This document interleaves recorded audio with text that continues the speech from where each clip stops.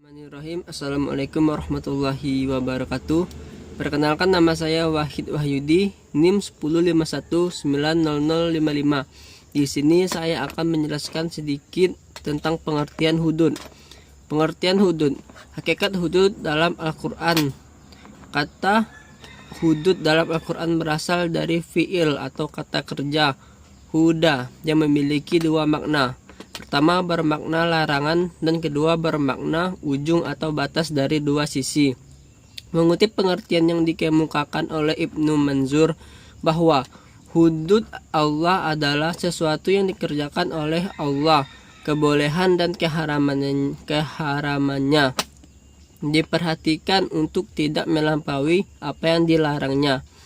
Al-Raghib Al-Asfahani mengemukakan bahwa hudud berarti pemisah dari dua kutub yang berpisah agar tidak bercampur antar keduanya. Namun makna ini sedikit lebih luas jika menggunakan makna leksikal, sebagaimana yang dikemukakan oleh Louis Ma'ruf bahwa hudud bermakna undang-undang. Ibnu Manzur menambahkan bahwa hudud meliputi dua bagian, yaitu yang pertama had yang ditetapkan kepada manusia untuk membatasi mereka dalam hal makanan, minuman, munakahat, dan lain sebagainya dari apa saja yang dihalalkan dan diharamkan. Yang kedua, diperintahkan untuk berhenti terhadap apa yang dibolehkan dan dilarang untuk melampauinya, seperti ukubat yang ditetapkan untuk mereka yang melanggar, sebagaimana had orang yang mencuri sebesar 1/4 dinar dengan hukuman potong tangan kanan. Begitu pula dengan had pelaku zina jika pelakunya berstatus perawan dengan hukuman cambuk dan disingkirkan selama 1 tahun. Had terhadap pelaku zina muhsan yaitu dengan rajam, dan had pelaku qazab dengan hukuman cambuk sebanyak 80 kali cambukan.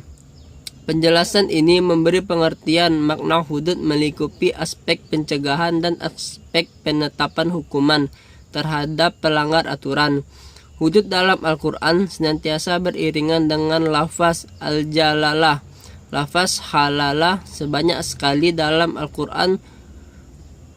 Surah Al-Baqarah ayat 187, 5 kali dalam Quran surah Al-Baqarah ayat 229 sampai 230, dan 2 kali dalam Quran surah An-Nisa ayat 13 dan 14 dengan rincian sekali menggunakan lafaz al-jalalah dan sekali menggunakan dhamir hu.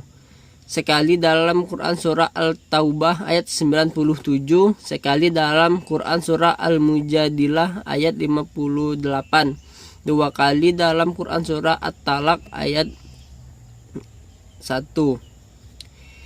Ini sebabnya ulama fikih berkesimpulan bahwa hudud merupakan hukum yang lebih dominan menjadi hak Allah. Hudud jika dikembangkan maknanya dapat meluas menjadi musuh-musuh Allah. Hal ini terlihat pada Quran surah Al-Mujadalah ayat 22 yang mengisyaratkan bahwa orang-orang yang menegakkan hudud Allah tidak akan mungkin berkolaborasi dengan para pembenci hudud Allah. Para pembenci hudud Allah ini akan dibenamkan dalam diri mereka keimanan yang dikuatkan dengan pertolongan Allah, sehingga mereka dapat terselamatkan dari pengaruh buruk karib kerabat mereka, semisal orang tua, anak famili, dan karib keluarga lainnya. Baiklah, sekian pengertian hudud dari saya, kurang lebihnya mohon maaf. Wassalamualaikum warahmatullahi wabarakatuh. Assalamualaikum warahmatullahi wabarakatuh. Perkenalkan, nama saya Juwita Sari, NIM 1051948, Prodi Ilmu Pemerintahan kelas 4B. Baiklah, di sini saya akan menjelaskan tentang pendapat ulama. Ada ulama yang memandang mustahil bahwa Nabi pernah mengutuskan suatu perzinahan seseorang. Nah, padahal Nabi pernah berkata bahwa sebaik-baiknya kita sebagai manusia, lebih baik kita untuk menutupi aib seseorang. Dengan ini, ulama berpendapat bahwa Nabi pernah mengutus seseorang untuk menemui perempuan pezina tersebut agar memastikan bahwa benar perempuan itu berzina atau hanya fitnah saja. Al-Hadis berkata bahwa ada seorang Unais yang diutus oleh Nabi untuk menemui perempuan tersebut, dan perempuan tersebut mengaku. Nabi pernah mengatakan bahwa berpesan bahwa jika benar perempuan itu berzina, maka sebaiknya untuk diberi hukuman. Nah, Unais tersebut mengatakan kepada Nabi dengan membawa saksi yang mendengarkan seorang perempuan itu mengaku. Ada sebuah hadis yang menyuruh kita untuk mengucilkan seorang pezina dengan mengucilkannya selama 1 tahun, atau mengucilkannya dari perkampungannya selama 1 tahun untuk berzina perempuan maupun laki-laki. Sekian penjelasan dari saya. Bila ada salah kata mohon maaf. Wassalamualaikum warahmatullahi wabarakatuh. Assalamualaikum warahmatullahi wabarakatuh. Perkenalkan, nama saya Rasidin, NIM 105190500. Di sini dari kelompok 6. Di sini saya akan menjelaskan pembahasan ayat-ayat.